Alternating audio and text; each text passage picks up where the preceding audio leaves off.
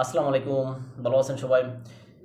যুক্তরাষ্ট্র এবং ইউক্রেনের ভিতরে যে আলোচনা হয়েছে, ওই আলোচনার ভিতরে মাধ্যমে ইউক্রেন 30 দিনের জন্য একটা যুদ্ধবিরতিতে সম্মত হয়েছেন। সেখানে 30 দিনের ভিতরে যাতে রাশিয়া কোনো নৌপথ, রাশিয়া বা উভয় পক্ষই নৌপথ, স্থলপথ এবং আকাশপথ কোনো পথেই যাতে যুদ্ধ উম, মানে কোনো হামলা না করে, এই বিষয়ে একটা নিশ্চয়তা চাইছে জেলেনস্কি আর কি।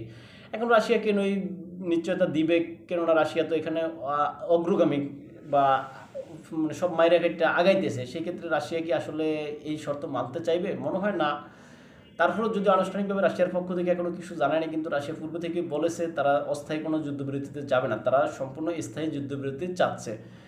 এখন যাই হোক, এখানে মিস্টার ট্রাম্প তিনি বলেছেন যে আমরা আমি মিস্টার পুতিনের সাথে কথা বলবো। এবং পুতিন কি আসলে, ট্রাম্প কি পুতিনকে কনভিন্স করতে পারেন কিনা না পুতিনই ট্রাম্পকে কনভিন্স করে তিনি যুদ্ধ যাতে চলে সেই বিষয়ে ব্যবস্থা নেন। তবে এই যুদ্ধ বন্ধের ক্ষেত্রে বা স্থায়ী যুদ্ধবিরতির ক্ষেত্রে হয়তো রাশিয়ার কোনো নিশ্চয়তা চাইতে পারে যে ইউক্রেন অস্ত্রশস্ত্র সংরক্ষণ করে যেন আবার হামলা চালাইবে না, বা ইউক্রেনের যে সমস্ত রাশিয়ার চাওয়াগুলো ছিল ওগুলোর বিষয়ে কি হবে, এই সমস্ত বিষয়গুলো হয়তো আলোচনা হতে পারে। সর্বশেষ কি হয় দেখা যাক, কে কাকে কনভিন্স করে। তবে ট্রাম্প হয়তো 2-1 দিনের ভিতরে পুতিনের সাথে কথা বলবেন।